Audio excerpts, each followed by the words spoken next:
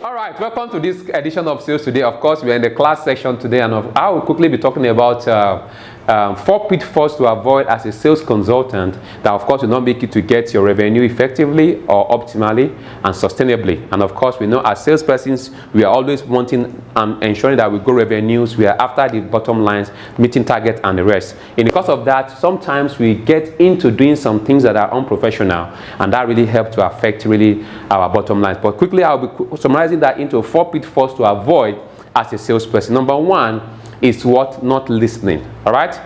On the other side, I said one of the best skills is what? Active listening. The second side is what? Non-listening. All right, which are part of the pitfalls. Invariably, when a client comes to give you an advice or give you his problems or what he wants to solve and the rest of it all, one of the things you need to listen is what does the client want, what does he really need. All right, and it is on that you tailor your offering to the client. If you feel your product cannot meet the client's needs, don't try and force or cajole the client to buy what he doesn't need. In any case, you can also refer to a person that you feel offer that product itself, and the client seeing your trust level, being able to say, oh, I may not be able to offer entirely what you want, but I can get someone that can be able to offer you what is all that you needed itself, makes the client to even trust you more and possibly come back to you for other things and even send a referrals to you. So invariably, listen to what your client is saying and don't try to assume that you know what the client is saying, or in any case, tailor-make your product to the client needs and let your product or services solve the client.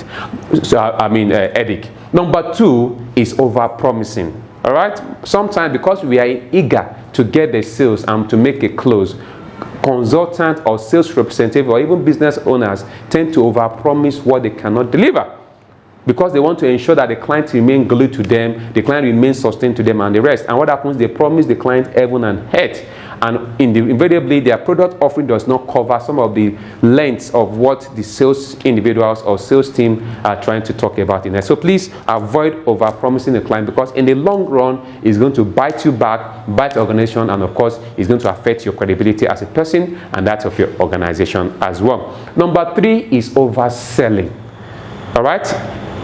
One thing is to oversell, and that thing is overpromise itself. Right? When you overselling is when you become so desperate for calls or for sales. The client can see in between your eyes that you are after the money, but not after the value or after the solution that your product or service will offer to them. And client can spot this out based on your desperation.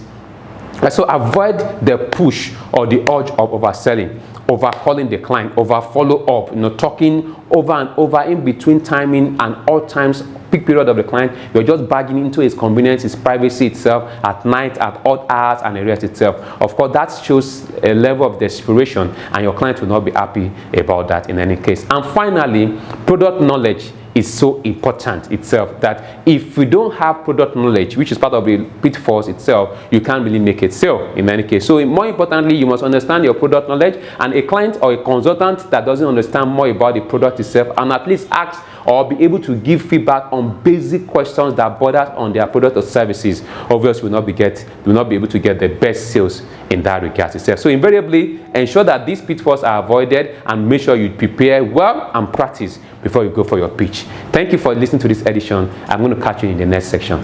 See you and keep selling.